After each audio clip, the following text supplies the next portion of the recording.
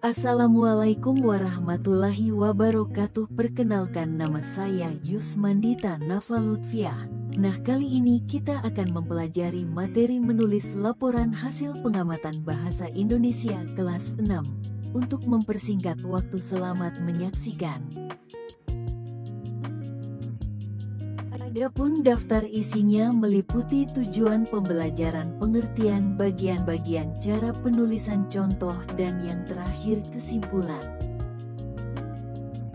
Langsung saja kita ke poin pertama, yaitu tujuan pembelajaran. Di antaranya: 1. Mampu menjelaskan bagian-bagian teks laporan hasil pengamatan. 2. Mampu menyusun laporan hasil pengamatan sederhana dengan bahasa yang efektif.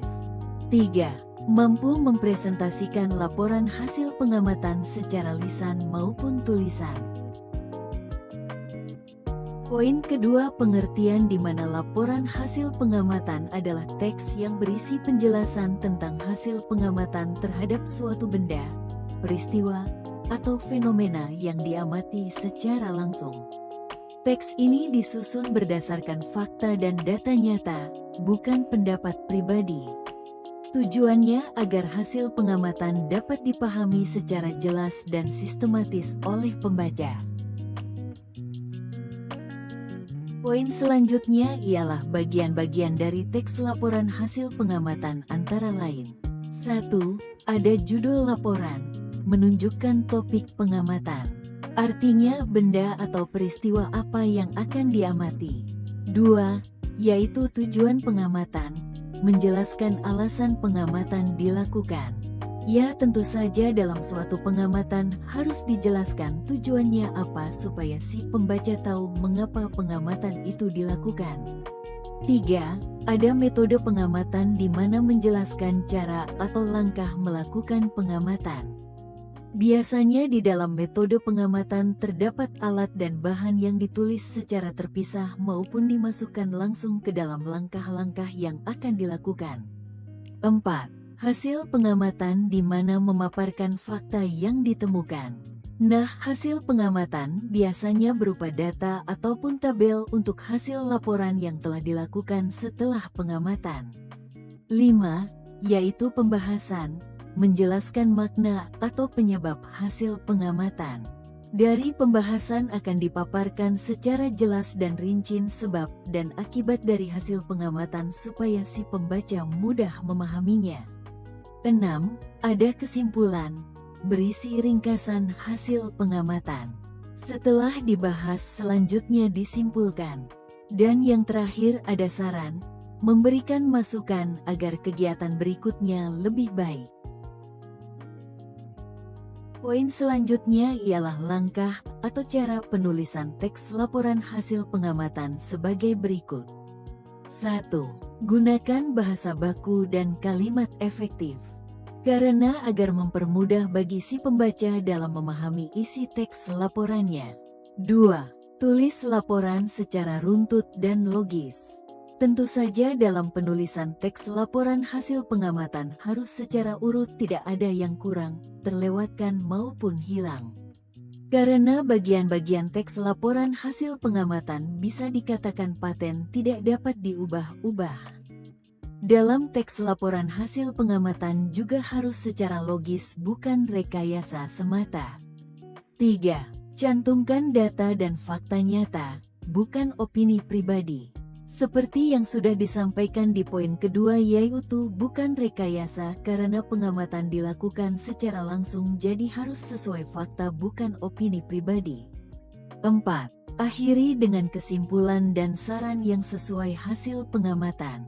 Karena pada bagian-bagian teks laporan hasil pengamatan yang terakhir adalah kesimpulan dan saran. Poin selanjutnya ialah contoh teks laporan hasil pengamatan, di mana untuk memudahkan pemahaman siswa-siswi dalam mempelajari materi ini. Contoh teks pengamatan yang dilakukan yaitu pertumbuhan kecambah di tempat gelap dan terang. Sesuai dengan bagian-bagian teks laporan hasil pengamatan, yang pertama ada tujuan pengamatan, di mana pengamatan ini bertujuan untuk membangun atau mengetahui pertumbuhan kecambah kacang hijau di tempat gelap dan terang. Yang kedua adalah metode pengamatan. 1. Siapkan 2 wadah, kapas, air, dan biji kacang hijau. 2. Letakkan kapas basah di setiap wadah. 3. Tanam 10 biji kacang hijau di tiap wadah. 4. Letakkan 1 wadah di tempat terang dan satunya di tempat gelap. 5. Siram setiap hari. 6.